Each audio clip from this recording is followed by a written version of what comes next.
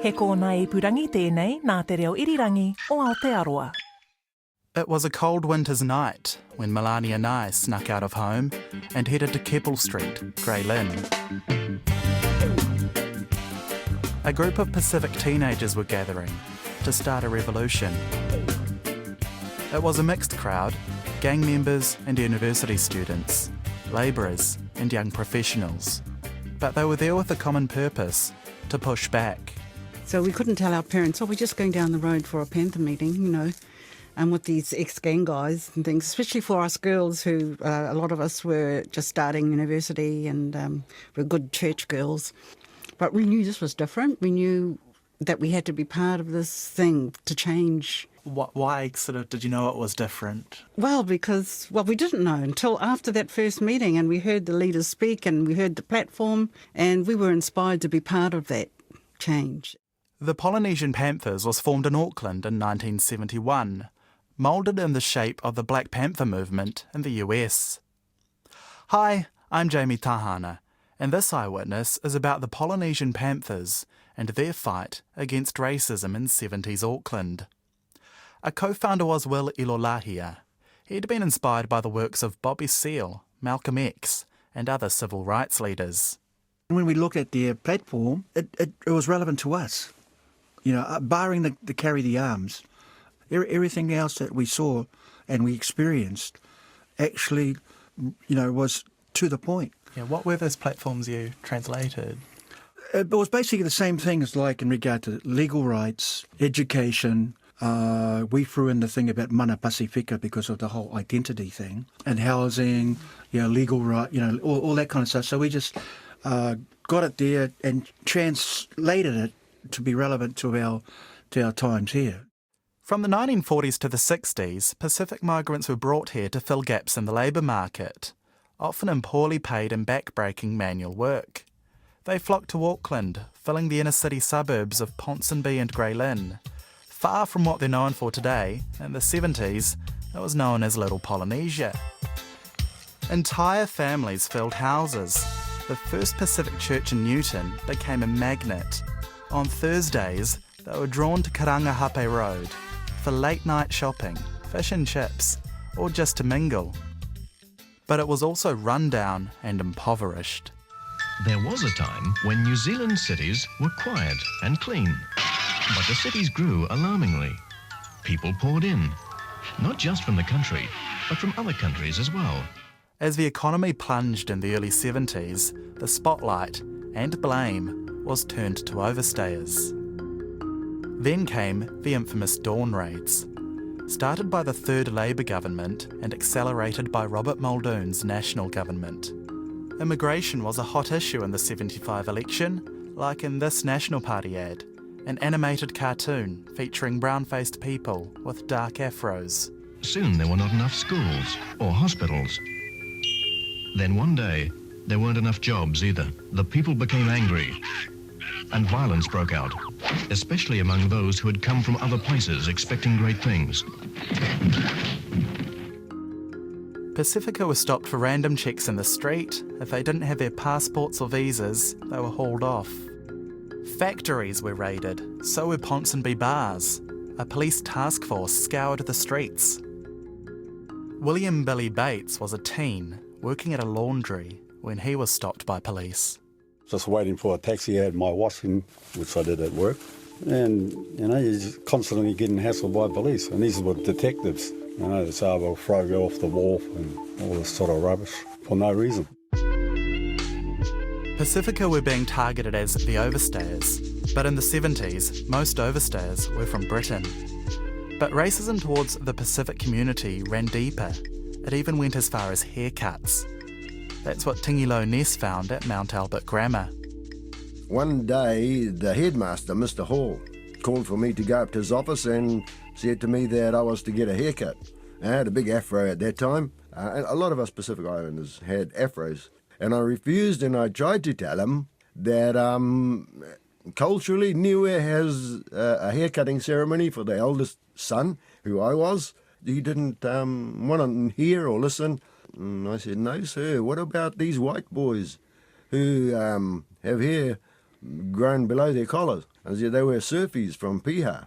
He said, no, get a haircut. So I got angry and upset and stormed out of his office. And, as I was going out the front steps, there was already some students there. I don't know how they got hold of the information. And they were just chanting, racist school.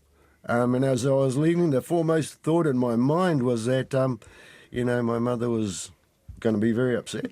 Was she? Well... Alec Toliafoa says their parents weren't all too keen on them fighting back. They had this fundamental, I think it's a cultural understanding that we're visitors. And our relationship to authority was that authority was always right. And it's always to be respected. Even amidst the dawn raids and stuff. Exactly. But that was a turning point for a lot of our people, is that they realised that authority isn't always right. We were seen as not respecting authority. In fact, we were challenging authority in a way that grated against the popular thinking in the Pacific communities.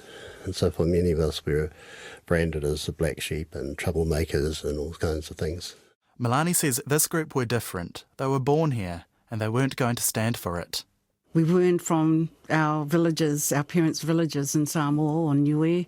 We were born in New Zealand, and that was a brand new identity in the world. Nowhere else in the world did we have that kind of en masse, because, there was a big migration of our parents who came in the 1940s, early 50s. We couldn't talk to our parents about it, our families. Most of us weren't able to express that. And so I think we created this brand new identity in terms of letting New Zealand know who we were and that we were here to stay, and we weren't going to, we stood up we pushed back against racism. And so came the Polynesian Panthers. The first meeting on that June night in 1971 saw a couple of dozen young people pile into the lounge of Fred Schmidt's Keppel Street house. It was an interesting mix. There were gang members and ex-gang members. There were people like Will Ilolahia, fresh out of prison for assault, and those like Melani Anae, a first-year uni student who snuck out of home that night. All but a few were still under 20. The US Black Panthers were famously sleek, but they weren't shy about taking up arms either. The Polynesian Panthers wore a lot of black, but they didn't have weapons. Their push was to be accepted, to not be dismissed as another gang, even by their own community. They started organising things like homework centres, tenancy support, shows. We did old folks' home concerts around Ponsonby and Grey Lynn to dispel the stereotypes and, of us as thugs and rapists and murderers. And a lot of the comments from some of the old Palangi people at these concerts was, "Oh, you speak English," and that kind of thing. It was an awakening for them to see us that, we didn't have a Whābi accent and we could speak English, and so we were doing that at that level. And at the same time, the homework centres. It was amazing what we were able to do. Plus we had the food co-op as well. And that was basically people who couldn't afford to buy, veggies and meat or whatever. They'd buy it in bulk and they could buy it cheap. As the Panthers grew, so did their support. They joined Māori movements, like the Land Hikoi and the Bastion Point occupation. They were on the front line of the dawn raids, picketing the immigration minister's house at dawn. They created a legal aid book drawn up by a prominent lawyer from Mangere, future PM David Longi, which the Panthers spread widely around Ponsonby. Alec Toliafoa says that book, which included a poster about what to do when the police come knocking, was liberating. It freed us.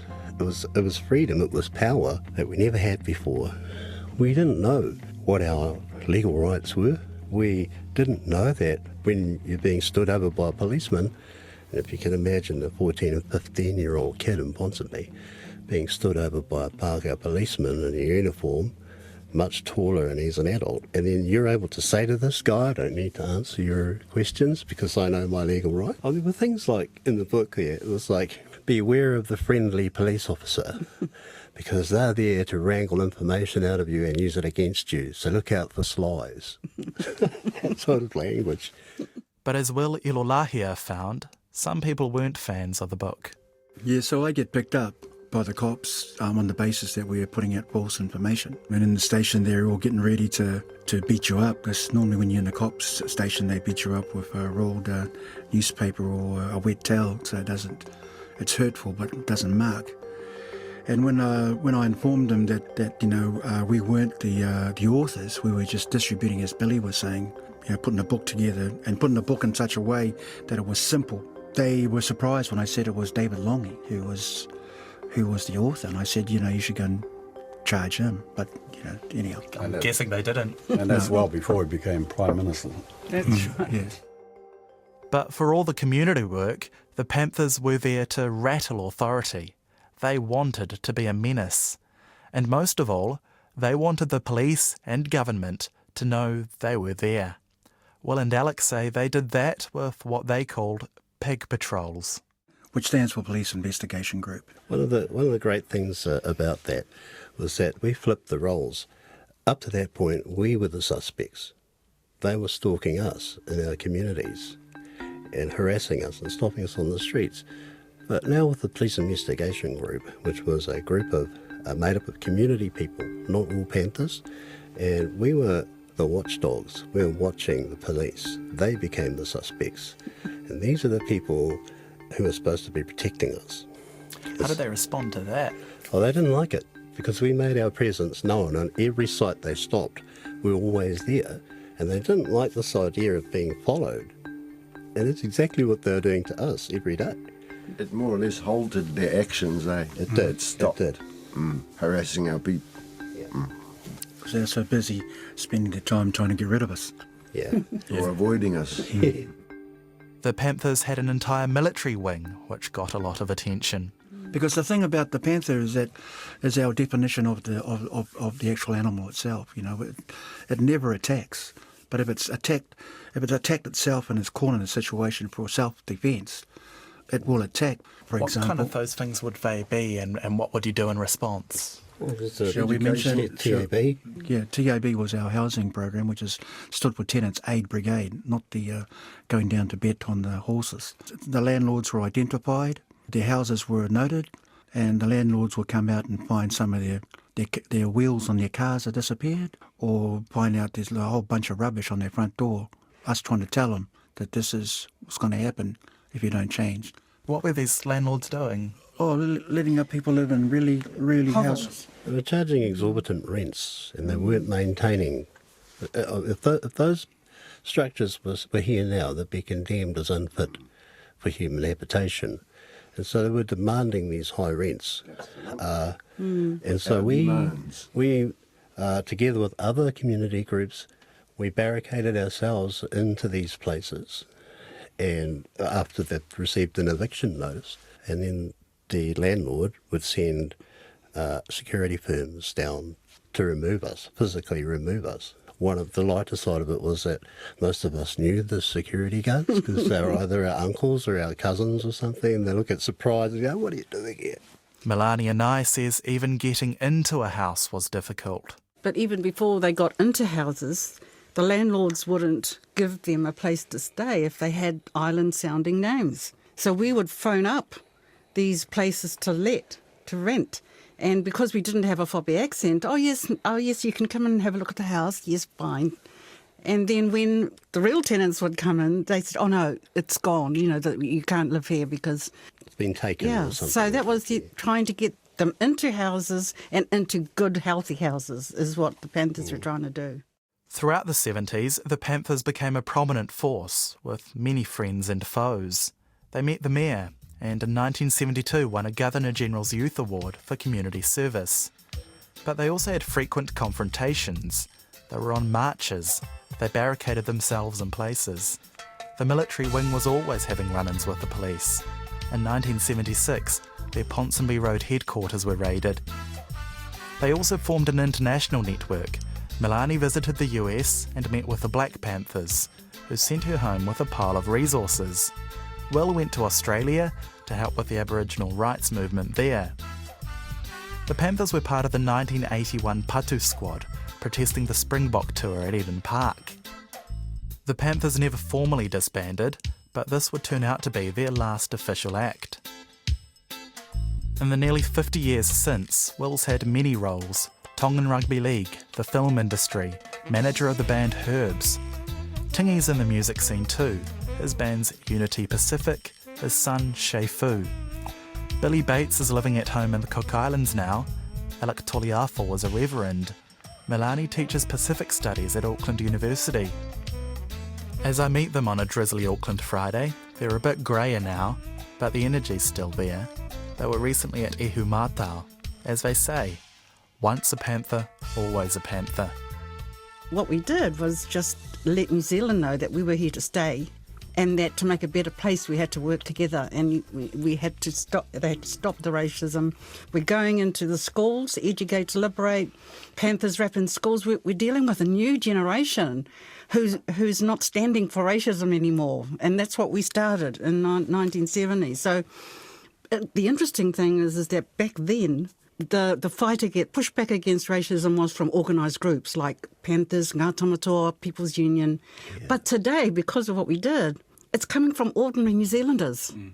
It's coming from ordinary New Zealanders who will not stand for racism anymore. That's what I see the legacy is that we raised the beast, racism. We brought it to everybody's attention in New Zealand. This story was produced by me, Jamie Tahana, and the audio engineer was Phil Benge. Justin Gregory produces the Eyewitness series, and Tim Watkin is the executive producer. A special thanks also to Sonia Sly. Thanks also to Ngā Taonga for the archival audio. To hear more Eyewitness stories, subscribe at Apple, Spotify, Stitcher, Radio Public, and also rnz.co.nz/podcasts. And please rate us. That way more people get to hear about us. Next week, Sonia Sly looks at the story of thalidomide survivors. But for now, mā te wā.